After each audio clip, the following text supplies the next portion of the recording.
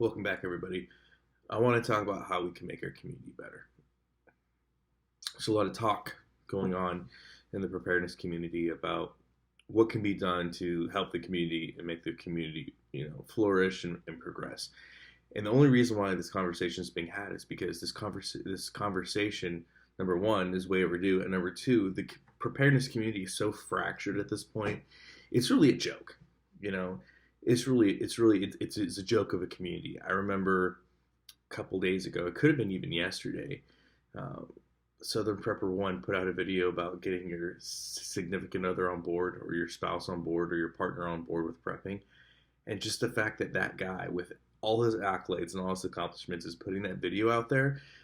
I think that really set the tone for where things are at. And if you know anything about Southern Prepper One, I mean, the guy's been around in the community forever. He was, for those of you that don't know, him and Engineer 776, which is a guy that's an integral part of his mag. Both those families are, um, without giving out personal details of, where they live or whatever.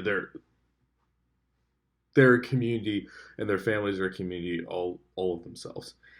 And they were also commentators and really spearheaded the Doomsday Prepper series. They were the subject matter experts that were used to really do a lot of the grading and stuff for that program. Like I said, these guys have been around forever. And the fact that he put out the video and was saying this stuff that he was saying, it just goes to show that everything that everybody else is talking about. I mean, our community is a joke. And it's no surprise it's a joke, right? And I want to talk about how we can make it better. And I realize that, I'm just going to be a straight shooter with you guys, right? I don't have time for, I don't have time to massage and to blow smoke up your ass. I don't have that kind of time. So I want to talk about what we can do to help make the community better. And just straight off the bat, this advice that I'm giving you can use for any community. I don't care if you're part of the gun community, the 2A community. I don't care if you're part of the political community. I don't care if you're a vegan, part of the vegan community. I don't care if you're part of the entertainment music community. I don't care if you're part of the let's watch cute kittens and puppy videos community, right? These things are across the board, multifaceted to really address all of it, right? Number one, you gotta be efficient, man. You gotta do things and think about things efficiently, produce content that's efficient, produce feedback that's efficient. You have to look at efficiency and make that a priority. Number two, you have to be self-aware. Self-aware of your biases, self-aware of who you are as a person, and self-aware of what's actually going on. And three, you have to follow the science. Wherever it may lead you, right or wrong. And the only way you can do that efficiently is if you're honest with yourself about your self biases and, taking a nuanced perspective and being effective. And what that really comes down to, all three, they all come down to being a principled person. And that's really what's missing in this conversation. So I want to show you guys a few screenshots here about what I'm talking about so we can actually have a basis of what it is that we're talking about. And then we'll just very quickly kind of address it. Let's take a look.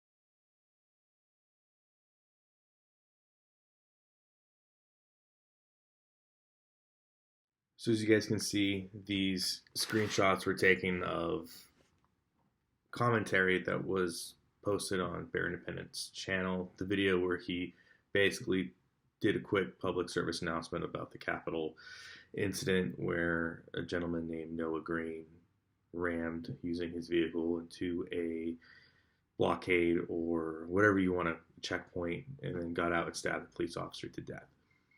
And so the first thing Bear did is, hey, I heard this happen. I wonder if this is going to be used to push for added legislation, etc. Right? And so I saw it and I wasn't going to post anything, but then I looked at the comments, and the comments section was already loaded with conspiracy theories, everything from it's a black flag, false flag operation, to he's a plant, to they're going to evidence tamper and they're going to make this out to be something it's not, to come after people's guns. They're going to blame it on, white supremacy, all this crazy nonsense, right? And so I reached out to a few people and got some more info and found some good sources. And so I felt very comfortable based upon the people that I talked to. I felt very comfortable putting out the comment that I put out that you guys saw. And I copy and pasted that about 5 times to people that were being just the most ridiculous with their conspiracy theories. And it was very respectful. It was just pretty much saying, I don't think the narrative is going to be spun that way, because these are the actual incidents leading up to it. And the Capitol Police have already put out a statement saying that they don't believe that it's terrorism related, and that, they are taking charge with the investigation. So it's not even the feds that are investigating, it's the Capitol Police that are investigating. And so to me, that was evidently clear. That it wasn't going to be spun in that way. We do know that anytime an incident happens, the left is automatically going to jump on for more gun control, but this is nothing new. So this idea of a false flag operation, this idea that there's going to be a narrative put in place that it's going to be, white supremacy or whatever. I mean, the suspect is an African-American male that had very strong leanings to Nation of Islam and Farrakhan and all those things, right? And I'm not here to insert motive, because I don't know. I wasn't fucking there, and I don't know what the guy was fucking thinking. But I don't believe any of the conspiracies that they were spouting, and we know that there's nothing to back those conspiracies, right? And so it's funny how people will immediately, the preparedness community jumps to the victimization ideology, right? They become the victim.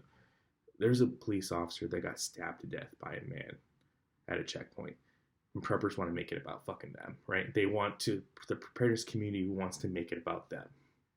They're the victims. Feel bad for them, because now all this stuff's going to happen and they're coming after us, right? If you don't see that as a community, right? If you're, as a rational person, if you don't see how that is just completely ridiculous, and how that makes your community look bad and inefficient and not principled and not factual, and doesn't, and obviously shows that you are unaware of your confirmation bias, I don't know what to fucking tell you, And so you see all this stuff, right? And the average person that doesn't know anything about preparedness, that is why they see people in the preparedness community as tinfoil hat wearing, doom and gloom freaks that stockpile and hoard supplies. Who wants to be part of that community? I don't want to be a part of that community. It's a ridiculous community to be a part of. It's bad when the information that's being put out by people in the preparedness community is more controversial than the content being put out by the mainstream media and by our politicians, right? It was clear what the politicians were going to do. Just look at the screenshots. Congresswoman Omar was very clear. Guns bad. Guns weren't even used. Guns bad. That narrative never changes. But all these other conspiracies of evidence tampering, bad actors, false flag operations, all the average person that has common sense looks at that. It's like, who the fuck are these people? Where are they getting their facts and information from? Well, they're not, because they don't care about facts. And it's clear and evident by how people got so upset and how they attacked me in the comment section. And that's fine. I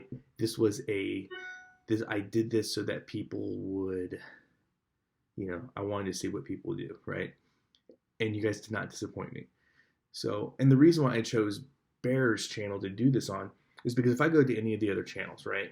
If I go to the Prepper 101 or the Monkey Works or the Preparedness Now or Prepper Nation or Magic Prepper or any Canadian prepper, any of the other preppers out there, if I go and I were to post facts on their channels, I mean, I don't even have to post that. It's there. Like, it's nothing but conspiracy, fear porn, doom and gloom, fear mongering. That's what the channel's made up to do, right? You know, they are purposefully peddling this stuff. I mean, a lot of them have intel reports that they do that just peddle fear porn. A lot of them always want to talk about, just these incidents, right? Bear is very much about the science and facts. He claims to be. And I have no reason to doubt him because he is principled. And even with that video, he did a follow up with a former police officer and basically told his community, his audience, hey, don't fall for the fucking conspiracy bullshit, right? So he came out with a video just to dispel the nonsense that he was seeing on his channel, right? So the fact that people know how Bear is, but they still feel comfortable enough to come on his channel and spew that nonsense just shows you how fucked up this community is. The preparedness community is a joke. This is why it's a joke. This is why.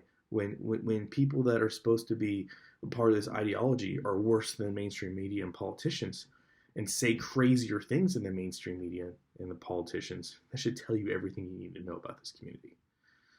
It's fractured, it's garbage, and it's the reason why it's not being fruitful. It's the reason why it's not growing, and it's the reason why people look at the preparedness community and don't take it seriously. I can't blame them. At this point, I can't blame them for not taking it seriously. I mean, literally, you have a police officer that was killed, and preppers want to make it about them. They want to play the victims in this whole thing. They're putting motive to things that aren't even there. And they do so unchallenged, because the community will not challenge them. The community will not say, hey, bro, you're actually stating things that are not factually true. No one's going to do that. I'll do it, because I don't give a shit. I'll do it. And I encourage you to check me. I encourage you that if I say something out of turn, that you set me straight. But no one's going to do that. Why? Because it's like any other community, right? What really matters? Monetization, views, likes. That's what really matters. Capitalism has come in and it's taken a foothold. I'm not against capitalism, but you have to understand the downsides of capitalism. It's not about the truth. It's not about the quality. It's not about the principles. It's about the bottom line. And that's what we're seeing here. We're seeing an insulated community that just wants to have their feelings and their conspiracies moved forward because it's entertaining to them and they want to be entertained. Well, I'm not here to entertain you. I'm here to give you the facts. If you want to know why the preparedness community is a joke, this is why it's a joke. You want to know how you fix it? It's very simple. Like I said, be efficient, understand and be truthful with your confirmation bias, and look at things factually and through a factual lens. And so with that being said, I've been very clear and open. I will tell you what my confirmation bias is. I will tell you how I'm biased. I'm very biased to look at things from an analytical standpoint. I look at the facts and I follow the facts. I don't say something because of how it makes me feel. I don't follow fear porn. I don't follow conspiracies. I look at fact, right? And I follow the evidence, right? I don't, my first initial instinct is not, oh, this conspiracy, it has to be a conspiracy. That's just how I am. That's my bias. I don't think that everybody's out to get me. I don't. I think that people biologically are going to follow the path of least resistance. We see this continuously. Very factual to me for people to do that. Yeah, I follow the facts. I follow the logic.